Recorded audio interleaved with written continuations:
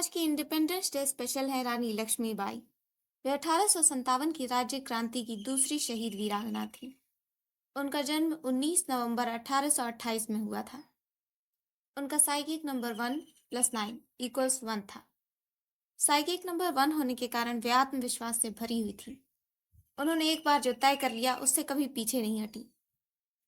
अब अगर हम उनकी पूरी डेट ऑफ बर्थ 19 नवंबर 1828 को सिंगल डिजिट पर लेकर आए तो 19 1 नवंबर 11 इक्वल्स टू 1828, 19 इक्वल्स 1, तो 1 + 2 + 1 इक्वल्स 4, यानी यहाँ डेस्टिनी नंबर 4 है। डेस्टिनी नंबर 4 के लोग क्रांतिकारी विचारों के होते हैं। ये लोग बचपन में दौड़ने भागने के खेल पसंद करते हैं।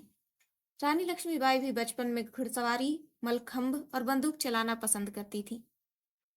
इस डेस्टिनी नंबर के लोग बहुत दयालु होते हैं और इनमें समाज सेवा की तीव्र इच्छा होती है।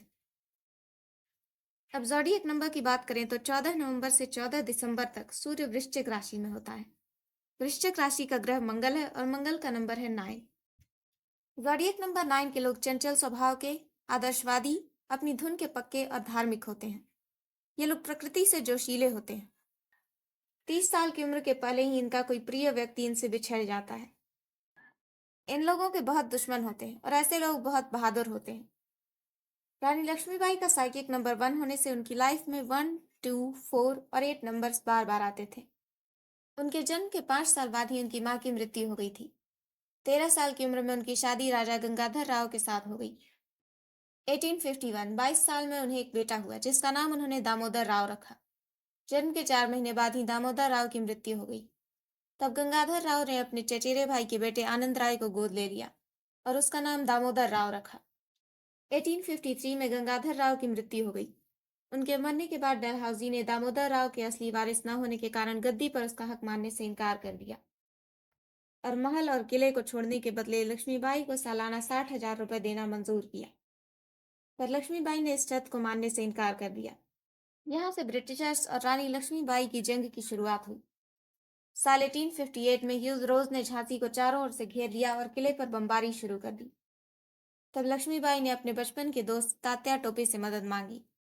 तात्या टोपे ने अपनी 20,000 सैनिकों की फौज मदद के लिए भेजी, पर 31 मार्च 1858 को वे हार गए। तब 2 अप्रैल 1858 को अपने बादल नाम के घोड़े पर सवार होकर पीठ पर 5 साल के दामोदर राव को बांधे रानी लक्ष्मीबाई ब्रिटिश सेना को चीरती हुई झांसी से निकल गईं। यहाँ से वे कल्पी पहुंची और तात्या टोपे के साथ मिलकर इसे ब्रिटिशर्स से लड़ने के लिए तैयार किया। 22 अक्टूबर को ब्रिटिशर्स ने कल्पी पर हमला कर दिया। रानी लक्ष्मीबाई ने खुद सेना की कमान संभाली, पर आखिर में उनकी सेना हार गई। कल्पी की हार के बाद रानी लक्ष्मीबाई, तात्या टोपे, नाना साहेब के भतीजे राव साहेब और बांदा के नवाब फिर एक बार ग्वालियर में इकट्ठे हुए। ब्रिटिशर्स से लड़ने के लिए उन्होंने इस बार ग्वालियर के किले को चुना। 17 जून 1859 को जनरल ह्यूज रोज ने ग्वालियर के फूलबाग के पास डेरा डाला। फिर ब्रिटिशर्स ने कैप्टन हिनीज के नेतृत्व में सीमा छोड़कर जाती हुई रानी लक्ष्मीबाई की सेना पर धावा बोल दिया। रानी लक्ष्मीबाई वहां से बचकर भाग गई, पर वे बहुत घायल हो चुकी थी। मरने से पहले उन्होंने वहां के लोगों में से अपना शव ब्रिटिशर्स के हाथ न लगने देने के लिए प्रार्थना की। फिर मरने के बाद उनके शव को वहां के निवासियों ने जला दिया। ह्यूज रोज ने रानी लक्ष्मीबाई के बारे में कहा था कि वे बहादुर, चालाक और खूबसूरत थी। साथ ही भारत के सभी योद्धाओं में वे सबसे खतरनाक थी। कर्नल मैलेसन ने 1876 में लिखा था, ब्रिटिशर्स की आंखों में उन्होंने जो भी गलती की, उन्हें अपने देश प्रेम के लिए हमेशा याद रखा जाएगा। वे अपने देश के लिए जी और देश के लिए ही मरी। हम भारत के लिए उनके दिए योगदान को भुला नहीं सकते।